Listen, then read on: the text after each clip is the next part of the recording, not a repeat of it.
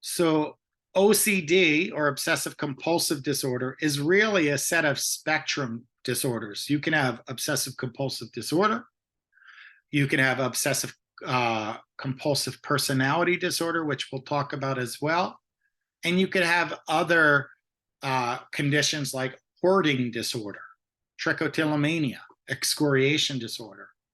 Each of these conditions are linked to obsessive compulsive disorder. But you might ask yourself, well, what do I mean when I use the term obsessions? What do I mean when I use the term compulsions? When we use the term obsessions, these are recurring and intrusive thoughts. These thoughts are undesirable, they're irrational, they're unwanted, and the person, when the intrusive thought pops into their head, there's significant distress. So the obsession induces some level of distress. And as a function of these faulty beliefs or intrusive thoughts, the person feels they need to address them. So a compulsion is a behavior or which is ritualistic that is oftentimes designed to address the obsession. So let's take an example. Let's say a person had significant obsession regarding germs and dirt, and they touch a doorknob. Now, when they touch a doorknob, a person with OCD is going to immediately think that they're contaminated. They're going to think that there are germs on them, and that's going to cause distress. And that individual is going to be preoccupied with the thoughts of germs until they do something about it. Well, what is the common way that people deal with obsessions? They do a behavior to reduce the anxiety. They do a behavior to address the obsession. Well, in this scenario, it wouldn't be uncommon for a person to wash their hands excessively, scrub their hands. Now, most people wash their hands if they use the bathroom or whatnot. Medical professionals tend to wash their hands between patients, but that is not what we're dealing with. We're dealing with a person who's so preoccupied that even outside of a normal situation like that, they're washing their hands excessively. And if we're dealing with an individual who washes their hands excessively, it's not uncommon for their hands to get chapped. So you'll see the skin separate, and their hands might be bloody or whatnot because they're constantly scrubbing and washing. Same thing with Purell. The alcohol creates separation in the skin. So the person is doing this ritual to alleviate the belief of contamination. And people who have OCD, they are going to spend at least 1 hour related to their obsessions or compulsions per day. I'll give you another scenario. I want you to imagine that it's late at night. You either got off of work or you just finished your class, and then you get home and your obsession is safety, right? So you go upstairs and you're starting to unwind to get ready for bed. And then a thought pops into your head. Hey, did I lock the door? Now, that thought can go through any number of people's head.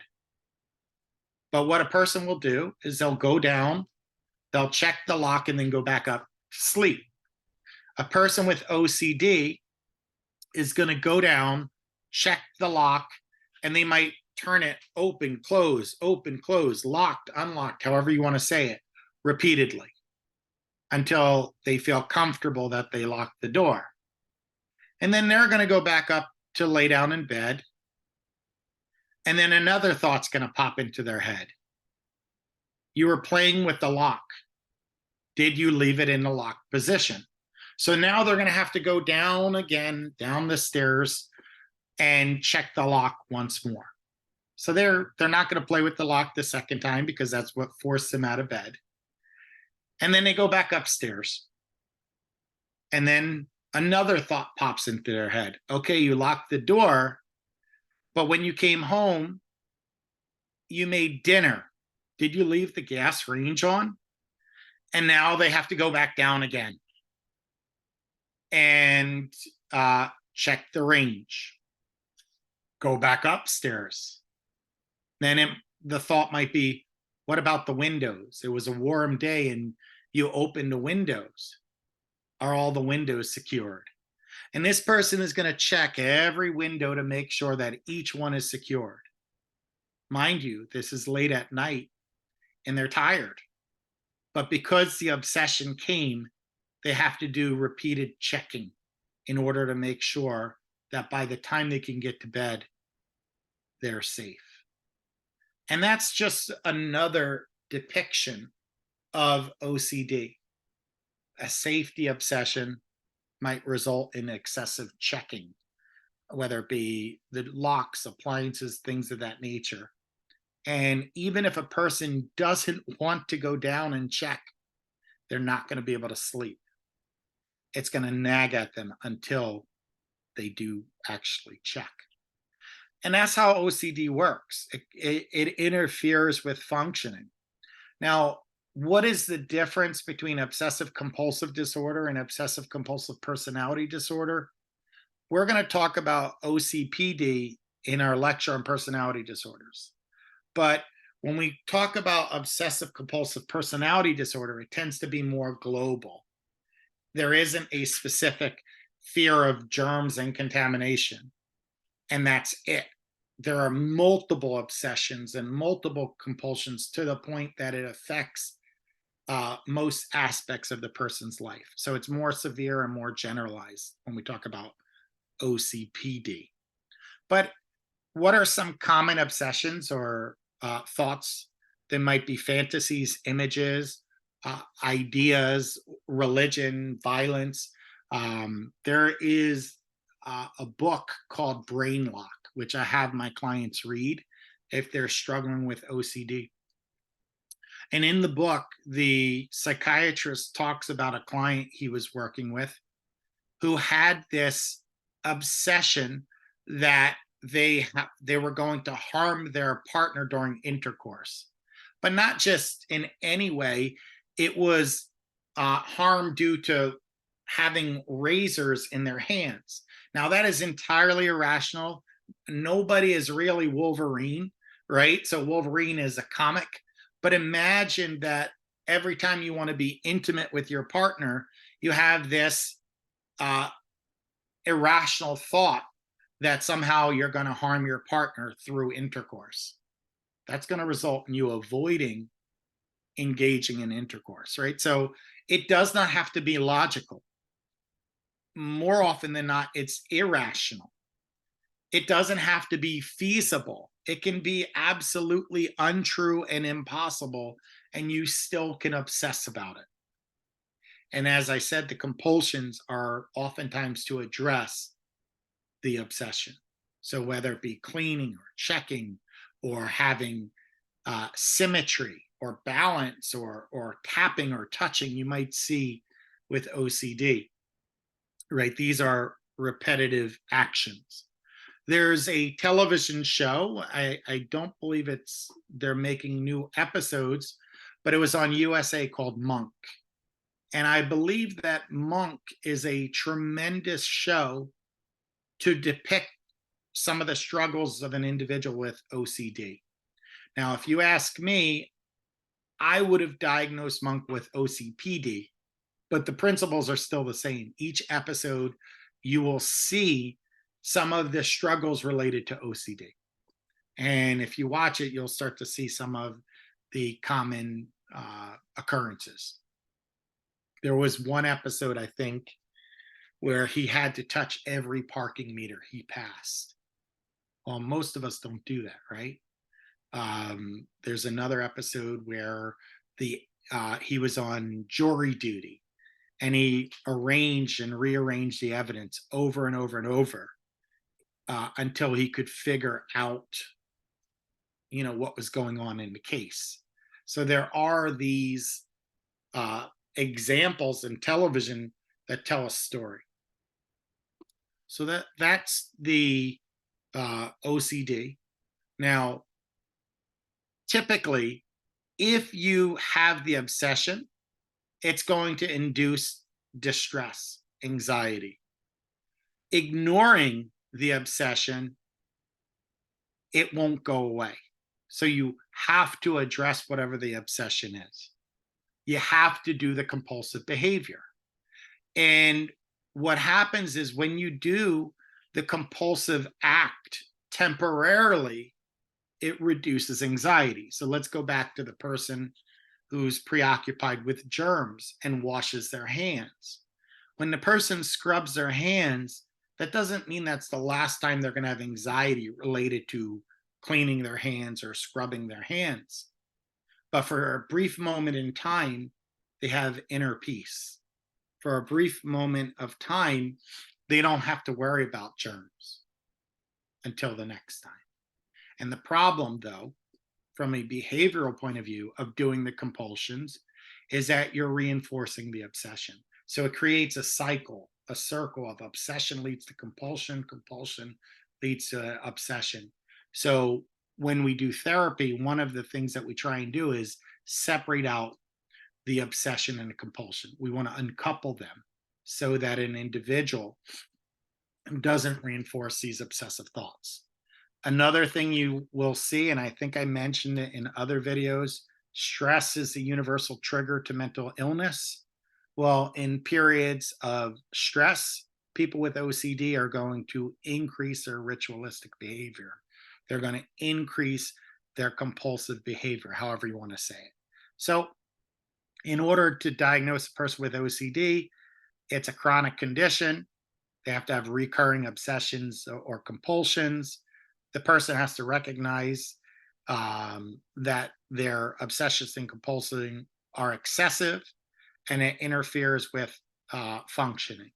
I mentioned to you at a minimum, people are going to be spending an hour per day on their OCD.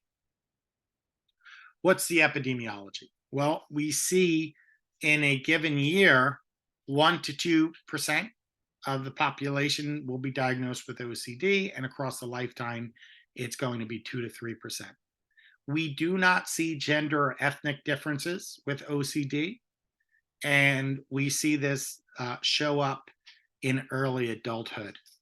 Now, I know some of you have taken a course on childhood psychopathology, and you're starting to see why we separate out childhood psychopathology from psychopathology in general. A lot of the conditions occur in adolescence or early adulthood, but there are some childhood related disorders that stand out, and we want to separate them out because how you're going to address them might look different. 40% of people with OCD are receiving treatment. So now the numbers are increasing. So OCD is more debilitating than generalized anxiety disorder or whatnot. So you're starting to see the rates climb. So how do we explain the development of OCD? Well, from a psychodynamic point of view, there is this battle between the three parts of personality, the id, ego, and superego. Right? The id is responsible for base desires, right?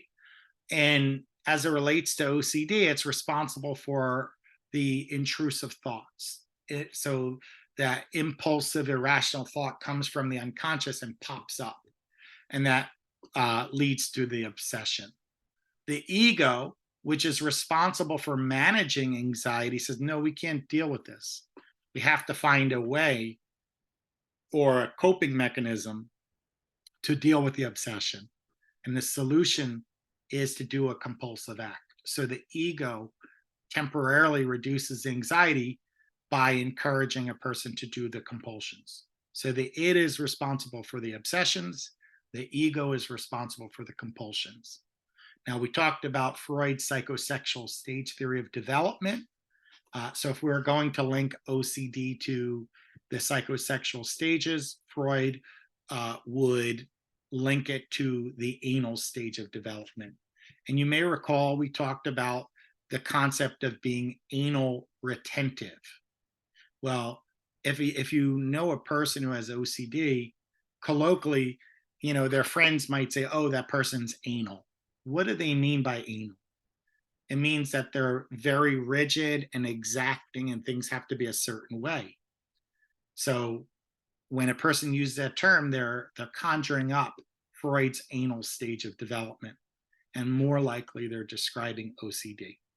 So how do we deal with OCD from a psychodynamic point of view? Well, we have to first understand where this is coming from. So we have to uncover the underlying problem. And then we use talk therapy, free association, interpretation techniques to help reduce the OCD. And we talked about these techniques in another video. So you can go back to that to get more of a sense of what that might look like. From a behavioral point of view, I talked to you about reinforcement, right? So a person might engage in a compulsion and it feels good, it feels rewarding. So they're going to repeat that. So you have this thought pop into your head, and then you do this behavior and it feels good. So that's going to strengthen doing that behavior in the future, and you're going to strengthen the connection between the obsession and the compulsion. That's how people develop OCD from a behavioral point of view.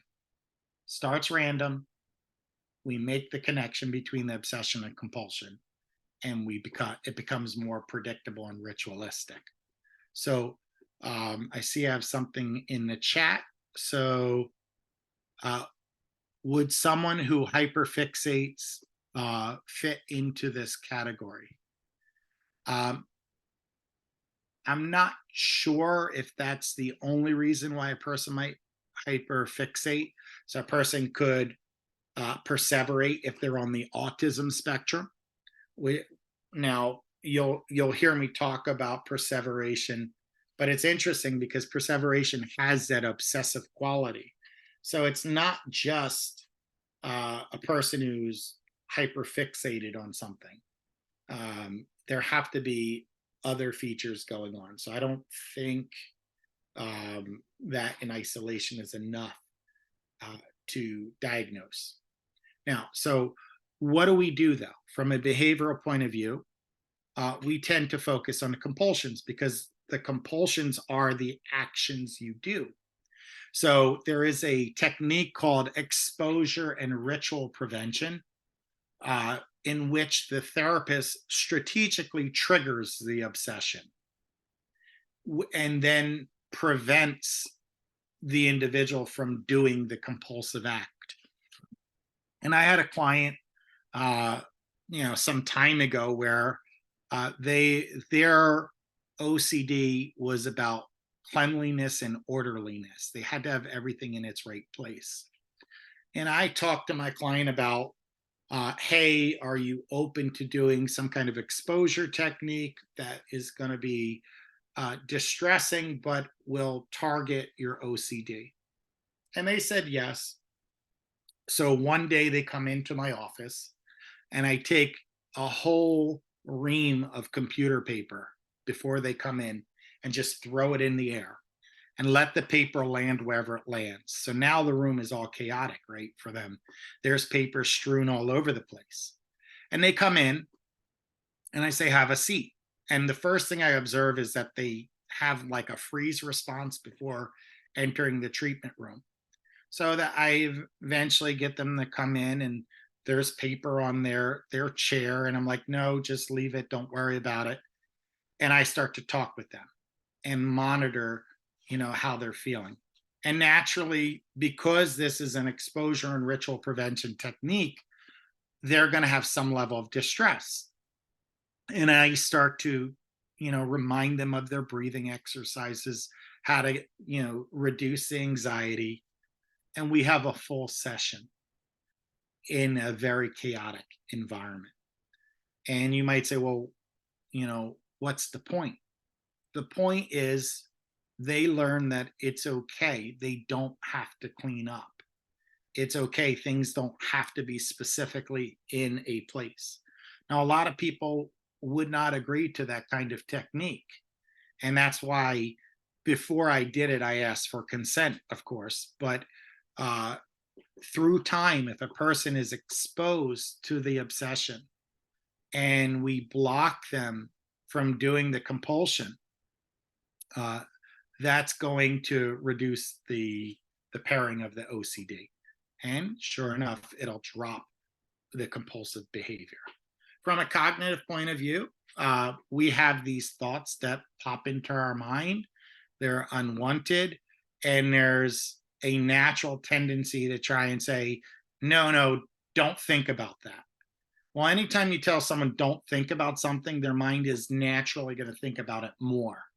So the idea of neutralizing it doesn't work. So what happens from a cognitive point of view is that we try and neutralize these obsessions, and it just doesn't work. It keeps coming back and back and back. So how do we deal with the obsessions or these intrusive thoughts? Well, we could deal with it in many different ways, right? So the first thing we could do is explore your interpretation and identify any kind of misinterpretation or irrational aspects of the thought. We can also draw out the obsession over and over and over. So instead of neutralizing, we ask them to intentionally think of the obsession, right? So now we're habituating, we're getting the person more comfortable with the obsession coming in to the point where it's less distressing. So the goal of habituation training is if I can get you to think about your obsession more and more, the impact it has on you is going to be less and less. Now, how do we deal with it as a cognitive behavioral therapist? Well, we use a combination of techniques. So all of the techniques we talked from a behavioral point of view, all of the techniques from a cognitive point of view, we're going to use. So, all right. So that's our concept of CBT. It includes cognition. It includes behavioral techniques. Now, from a biological point of view, what is a biological explanation of OCD? Well, the first thing we know is that there's a genetic component. It runs in families. The second thing we know is that there is a decrease in serotonin as well as some other neurotransmitters like GABA, glutamate, and dopamine. Now, we focus in on serotonin because that seems to be the gatekeeper of all the other ones. So serotonin modulates the other neurotransmitters. We also know there are abnormalities or differences in the brain structure. So the orbital frontal gyri are overactive, right? So the orbital frontal gyri is in the prefrontal cortex, right? It's supposed to be your executive functioning. So the obsessions, the overactivity is going to reinforce OCD. And then in terms of treatment for OCD, since decreased serotonin is the primary explanation, we're going to give SSRIs or selective serotonin reuptake inhibitors, aka a form of an antidepressant. So we talked about OCD, but as I mentioned, there's a whole host of conditions in addition to OCD that have been added. So we talked about hoarding disorder. Now, hoarding, I'm sure many of you have seen the show Hoarders. This is where a person has a psychological attachment to objects that, transcend their worth. So a person might hoard newspapers, hoard tags to clothing that they can't get rid of it, even though it has no value. And it gets to a point where a person struggles to get rid of things in general. So we have to bring in a therapist to help remove the objects and help the person cope with removing it. And you might say, well, why? What is driving a hoarding disorder? The answer is attachment. And usually we have an attachment to people, but it is possible for a person to develop an attachment to their belongings, and it becomes maladaptive. So that's hoarding disorder. We also have the compulsive active hair pulling. It's called trichotillomania. It's not uncommon for people to pull out hair to the point where they have bald spots. They might pull it out of their hair, they might pull it off their arm, but it is, a compulsive act. And in times of anxiety, that hair pulling or trichotillomania increases. We also have excoriation disorder, which is skin picking. Skin picking is exactly like hair pulling, but the difference is you're picking at your skin, picking at your scabs, and so forth. And that causes wounds and prevents them from healing. Another obsessive compulsive related condition is body dysmorphic disorder. Many of you have heard of this. Body dysmorphia can be any part of your body. A person might say, oh, I don't like my ears. And they might undergo a surgery to address something that they didn't like with their ears. Or a person may say, I don't like my nose. And they undergo plastic surgery to address their nose. The problem is no matter what they do, they're dissatisfied. And the plastic surgery leads to another plastic surgery, which leads to another plastic surgery. And ultimately, the person is unhappy.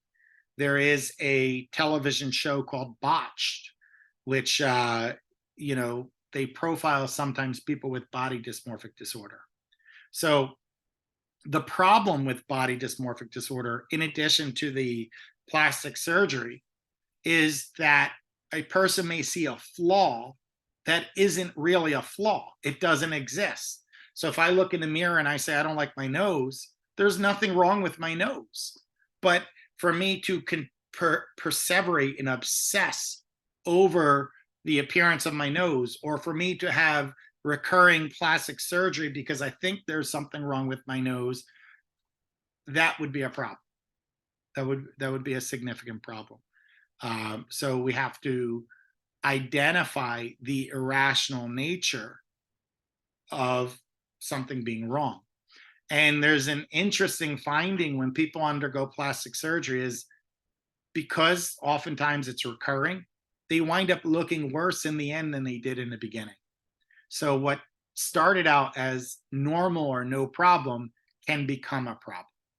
Now, we are going to talk about anorexia nervosa and bulimia. There is a body dissatisfaction, but it has to do specifically with weight. Body dysmorphic disorder can be it could be my hands are too big, my hands are too small, my ears are misshapen. Anything you can think of, the person might have distress about that body part. And that's why it's separate from the eating disorders we'll talk about later. And that is the lecture on obsessive compulsive related disorders. And I'm going to stop there.